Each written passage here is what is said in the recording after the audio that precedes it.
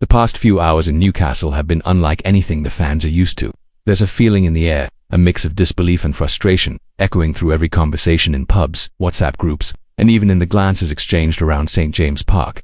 It's as if an open wound has yet to start healing, and the entire city is trying to come to terms with news that has shaken its footballing soul. And if you're a Newcastle fan watching our channel, you already know we get straight to the point, without losing the narrative that keeps you hooked and helps you understand every detail. So, before diving deep into this whirlwind of information, I'll take a moment to ask, subscribe to the channel. It really helps us continue bringing exclusive news, with the kind of insight only those who live and breathe Newcastle can offer. The truth is, this isn't just another chapter in the club's story. We're not talking about a simple departure or an ordinary transfer. What's happening involves not only multi-million-pound sums but also emotions, memories, and a connection between fans and player that seems solid and unbreakable. Yet, as we've seen so many times in football, loyalty often has an expiration date, and that's what hurts the fans the most. The city is craving answers. Kids wearing the number 14 jersey in the stands are still asking why. Fans who traveled miles to see him shine in black and white still can't understand how it all ended this way. There's an awkward silence, as if the key piece of a puzzle has been removed, leaving a gap that's hard to fill. But stay calm, because what you're about to hear next explains exactly what's going on. The Swedish striker, who until a few weeks ago was an idol at St. James Park, now wears red. His transfer to Liverpool, for a staggering £125 million, was confirmed on the final day of the transfer window. But the controversy doesn't stop there. The player has again refused to talk about Newcastle, choosing to remain silent when questioned by the Swedish press amid his national team commitments. And it's precisely this silence that has further frustrated Magpies fans. According to Swedish newspaper Fotbollsconen, Isak decided not to speak ahead of Sweden's match against Slovenia in the World Cup qualifiers. The official justification, given by press officer Petra Thorin, is that the player needed to focus on training and preparing for the games. But for many fans, this comes across as just another excuse to avoid discussing Newcastle, the club that nurtured and trusted him over the past 3 years. It's impossible to deny the impact of this transfer. Isak arrived at Newcastle in 2022 as the club's most expensive signing, quickly winning over the fans with decisive goals and a confident presence on the pitch. Now, seeing him leave without even facing the press to answer the questions fans have been desperate to ask, emotions are mixed: hurt, disappointment, and even a sense of resentment. And here's another important reminder.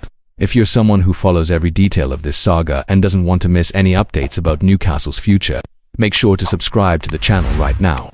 That way you'll stay on top of the latest news, straight from reliable sources, with a narrative that truly explains what's at stake for the club and its supporters. While Isak avoids cameras and microphones, 2 other Swedish players still connected to Newcastle may end up having to comment on the situation. Emil Kraft and Anthony Elanga. The former is already familiar to fans, while the latter recently joined the club and had high expectations of forming a partnership with Isak. Elanga, who barely had time to adapt to the new team, saw the dream of playing alongside his compatriot collapse before it even began. The situation is awkward for everyone. For Elanga, it means having to respond about the departure of a player he never got to play alongside but who represented part of the project that convinced him to join Newcastle. For Kraft, a veteran in the squad accustomed to the weight of the shirt, it will be inevitable to be asked how the dressing room reacted to all this turmoil. However, both are likely to exercise caution, keeping their statements professional and avoiding public controversies. Sweden's next fixture, against Slovenia, is away and promises to be a tough game. For the Swedes, focus must be entirely on starting the qualifiers well.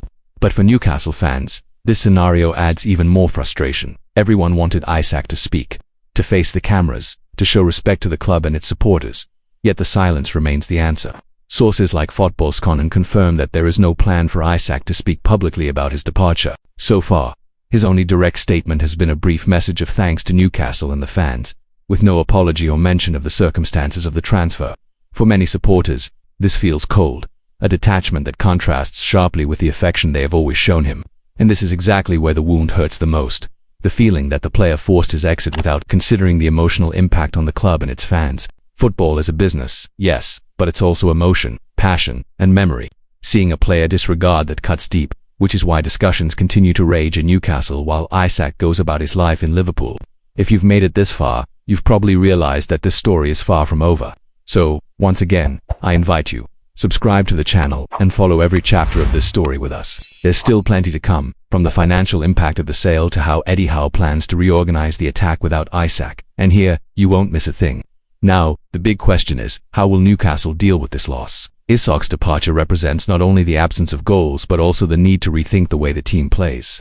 Eddie Howe, who has always emphasized the talent and importance of the Swedish striker, will have to find quick solutions. And the fans, still hurt, hope that the board brings in reinforcements capable of compensating for this absence convincingly.